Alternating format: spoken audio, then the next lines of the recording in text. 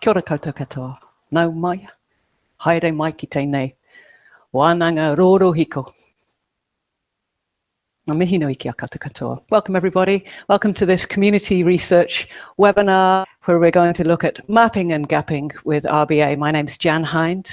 We'll hear later from Natasha Camp, and one of the things that she's going to say to us is the importance of having good expertise, good resources. I'm going to take you to a really fantastic resource called the What Works website. I would hope that many of you will be familiar with this. So I really commend this page to you as a place where the likes of Manu Cuddy and Rachel Trotman have gathered resources which are designed for you, cash-strapped, time-poor NGOs working to make change in Aotearoa. This is the place to find tools to help you with evidencing your results. And you'll see that we critique RBA, we talk about the pros and cons of RBA, we provide you with resources, and later on today, Natasha is going to talk about Mark Frieden's resources, and you'll see that you can find them here on our page.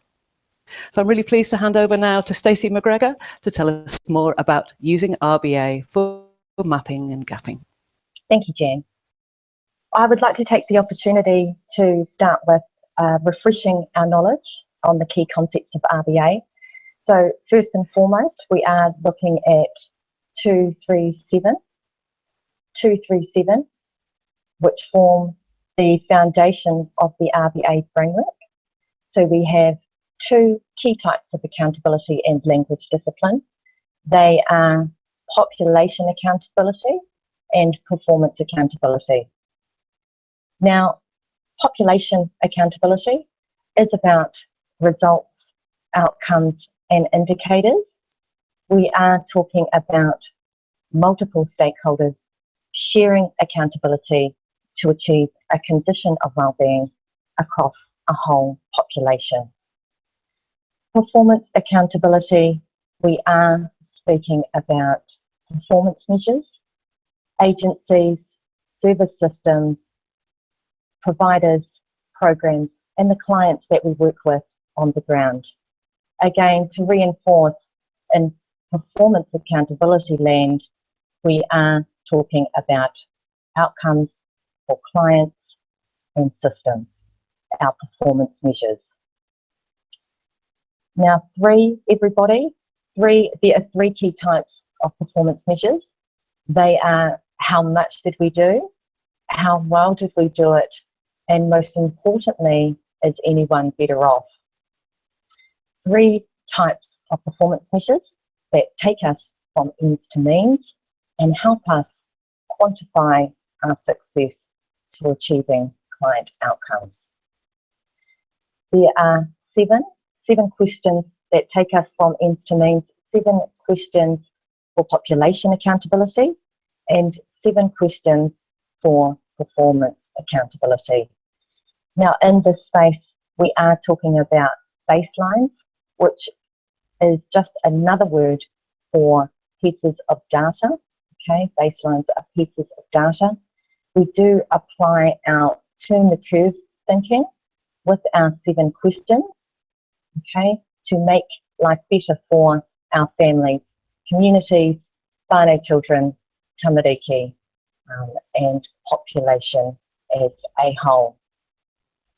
237 from ends to means.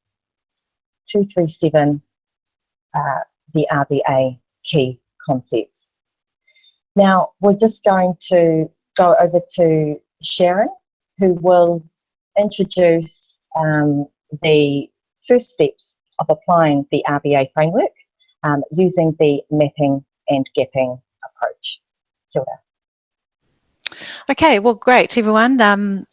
Thanks for coming along today, and I know that Stacey would have warmed you up in terms of the 237, and I'm sure you got a lot of knowledge and skills out of that. So my role today is to talk to you about mapping and gapping, which is a key process that we use in RBA in order for us to really use our existing data first, rather than designing data that we actually don't need to design. So I'm going to go to the next slide, everyone, slide 5.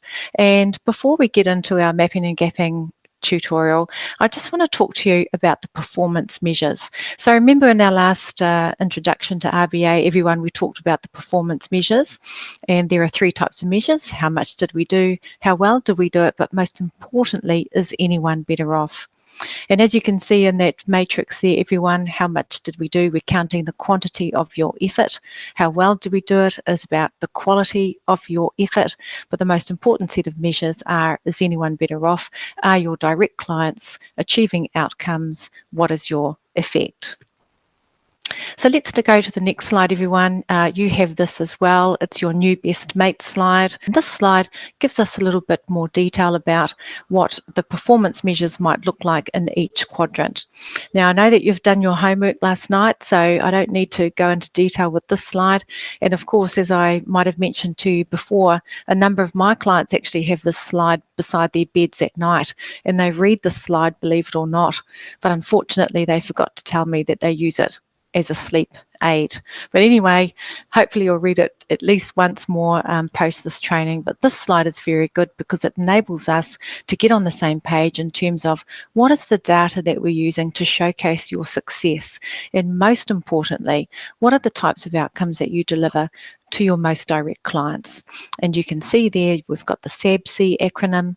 And so the SABC stands for skills and knowledge, attitude, opinion, behaviour change and circumstance change, which are all great examples of the types of outcomes that you might deliver to your direct clients.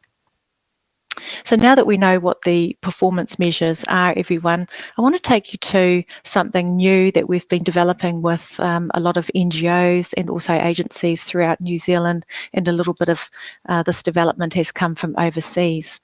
And so what you're seeing here on slide 7 is a design process which enables you to speak to the client's journey through your services, and in particular the client's outcomes focused journey through your services. And as you can see, we've got from the left hand side skills and knowledge right through to circumstance change. So if you think about the client's journey through your services, what you can do is you can actually describe in a narrative sense what that outcomes focused journey is.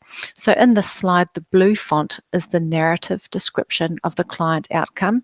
So from skills and knowledge, I learned how to, right through to circumstance change, I have actually achieved whatever that topic might be.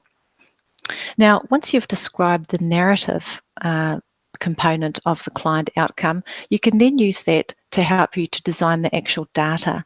So you see the orange font is actually how you create a set of data that reflects the narrative description of the client outcome through your through your service.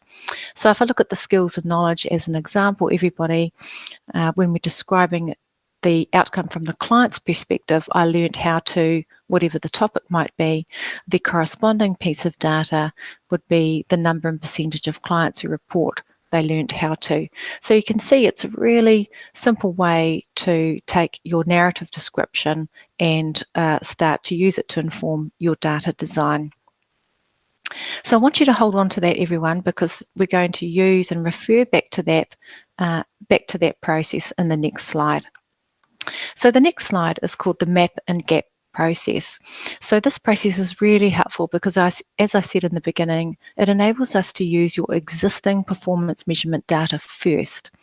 And then what we do is we design data for gaps. So the first thing that I encourage you to do is to gather your existing performance measure data and to really get a feel for what that looks like. Now, some of that performance measurement data will be contractually driven, but you'll also have other performance measurement data which you use for management purposes. So I encourage you to have a look at all of the data and get a feel for it. And then step 2 is to categorize that data according to whether or not you think it is a how much measure, a how well measure, or a better off measure. And basically what you do is you map your data to the quadrants using your new best mate slide as a guide. So that's why we went over that a little bit earlier. And I'm really going to encourage you to code your better off data. So remember, we talked about the different codes in the new best mate slide, and I spoke about the SABC, skills and knowledge, attitude, opinion, behaviour change, and circumstance change. So I really want you to code that to get a feel for it. We also talked about, or I also noted in that slide, 2 other types of code, which we call S or O. S stands for subjective data, and a subjective piece of data is basically data which is based on someone's opinion. And we like to code the SABC data, either S for subjective or O for objective, which is I don't need to ask the client for that data, I can get it from another reliable source. We code our data because we want to understand not only what type of client outcome does it represent, but also what is the data source. Is it subjective or is it objective? Great, so you've done that, you've coded your data and you've mapped it all into the how much, how well, better off quadrants. Now, what this will do, everyone, is it will give you a really good idea about what your data gaps might be. And so, for example, you may have lots of how much data, and that's pretty much traditional contracting where, you know, funders want to know how busy you were. You'll probably have some how well and maybe even no better off, but at least you know through this mapping and gapping exercise what the current state of your data is. And step 4 is actually to design data for your gaps only. So what I want to do is just take you through a little practical exercise, everyone. So this is on the next slide. And what this exercise does just helps get us familiar about the mapping and gapping. So on the top left-hand corner there, everyone, we've got 3 performance measures: number of students, number and percentage of clients who passed NCEA, and then number of lessons attended. So I want you to have a little look at that and think about, well, what's the gap? And fortunately, we've given you the answers there, but the gap is in terms of the how well data, because as you can see, number of students, upper left-hand quadrant in your new best mate slide, number of clients, number of lessons attended is actually an activity, upper left-hand quadrant of your new best mate slide. And then the SKS coded piece of data up in the green there, remember SK stands for skills and knowledge, and S is subjective. So what we're doing is we're coding the better off data, and that's a great prompt for us to understand what does the data represent. Again, looking at the right-hand side, everyone, the blue font data there, we've got percentage of diabetic patients who attended their appointments, and then as you can see, we've got a CCO piece of data. So what data do you think is missing? Yep, it's a how much piece of data, because percentage of diabetic patients who attended is a how well, and of course we've got an outcomes piece of data there because we've coded it CCO. And then the next exercise, everyone, is the bottom left-hand quadrant there, and the grade. Have a look at that. And the missing data there is a better off piece of data. It's all how much and how well. So again, just a simple practical exercise, everyone, for you to get your head around understanding the type of data and then also the potential gaps. So that's the end of the mapping and gapping component of this presentation, everyone. I hope you enjoyed it. I hope you got some skills and knowledge, dare I say. Are you better off? We certainly hope you are. But we encourage you to use it because it's a great exercise to help you use and understand your existing data sets and then to design for gaps only. Good luck. So let's take a look at the practical exercise Sharon introduced, what's the gap? So you will see a variety of performance measures in front of you, which are all, of course, pieces of data. Now, using your best mate slide and thinking about the client journey, SABC, client journey, I'd like you to map those performance measures into the quadrants, how much, how well, better off, okay, using your best mate slide, and thinking about the SABC client journey. And then tell me or identify which one is missing. the one that is missing is attitude and opinion. So can you just talk us through that, Stacey? Can you sort of back present how you got to that conclusion that that was the one that was missing? Just a quick recap. Yes, sure. So, and if you could just pull up the slide again, please, Jan, that would be great. So we can take a look at this together.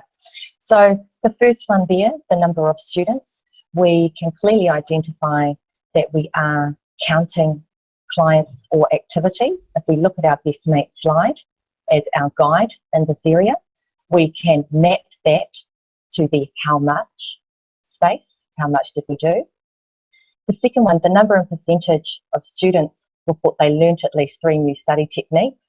Okay, it's a skills and knowledge gain, and also specifically a subjective piece of data that relies on the client voice.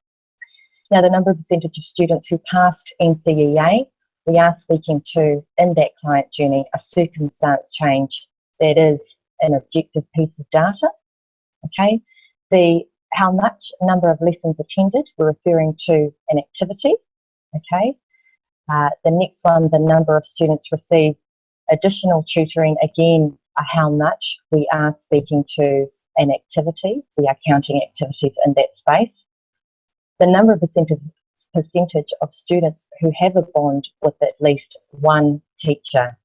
Okay, so the percentage of students who have a bond with at least one teacher. So we are speaking to there an attitude, an opinion piece of data that would be subjective. And the last one, the number and percentage of students attended school more regularly, we are speaking to a behaviour change that is an objective piece of data. Because it's a short event today, and we wanted to present not only theory and not only a quick practical exercise, which you can go back over and rewind and replay to get your head around it, but we also wanted to talk to somebody from the sector, from the tangata whenua community and voluntary sector, who's been using RBA and can talk about the differences it's made, has had a positive experience of using RBA, and can share with us some of their expertise. So let's hear from Natasha Camp from Te Kaha o Te Rangatahi, talking about her experience of using RBA. The first thing I would suggest is that actually make sure, if you're going into the RBA space, that you get authentic, knowledgeable and skilled RBA advice. So the access to Shae, Pita and Associates. And I mean, there's different people talk about RBA, but actually when they turn it into training and embedding it within organisations, they haven't quite got the foundations or the basic knowledge of RBA and how to work it within your organisation. So you need to be able to get some good workforce development and advice and training through Sharon, Shae, access to Mark's DVDs. I've got to say, if you ever get to meet Mark and you get access to his DVD and you watch the DVD, when you get to meet him in person and see him present, it's actually word for word in his DVD. You get access to, you know, good advice and good support. The other thing I would say is start small. When you're going to develop your performance measures, so we just heard 237, know what your performance measures are, and select your vital few that are going to showcase and storytell the work that you do within your organisation. Because we always, you know, we get into that space at times, or we rely on a funder who gives us a performance measure that doesn't quite fit what really we want to achieve, or it doesn't meet the outcomes that we actually want to drive. So start small, work in a small service. So start maybe in one service like we did. We started in our sexual health space, and then we've grown RBA across the organisation. And from there you start developing tools within your organisation. So you select your vital few, start in a small team service, select your vital few performance measures, and then you actually need to create or develop templates to be able to gather your data. Because at the end of the day, this is about data for us. It's about using that data to drive the decision making within your organisation. So for example, we created One thing, I think one of the hidden things around RBA is that there's a bit of background work you need to do in an organisation. So even though you've got your performance measures, you actually want to collect your data. So how are you going to collect it? So you need to create a template that actually, so we call it a data dictionary, and it tells us what the measure is, where the information, where the data is going to come from, and what tool you need to collect that data. So whether or not you're going to create a survey to be able to collect information, or it's an internal source of data that you're going to use to be able to collect the data. So there is a bit of work behind it. That's probably one of the hidden kind of things around RBA. It's not just develop these performance measures and you run and you can go. You need to actually do a bit more work behind the scene to actually create some tools to collect the data. We've heard the voice from the community sector. We've heard from Natasha Camp of Te Kaha o Te Rangatahi, and the change that they're making on the ground is that they're doing great sexual health advice work with young people in their region through a small NGO that really started up as a local initiative. We love the change that you make in your communities. We hope that you will log on and book for the next RBA event, the 15th of August. Also credit to Lisa, to Stacey, McGregor, and to Sharon, Shae from Shea, Pita Associates for bringing us their expertise and enabling us to share what they know so that you become more effective at evidencing your work on the ground.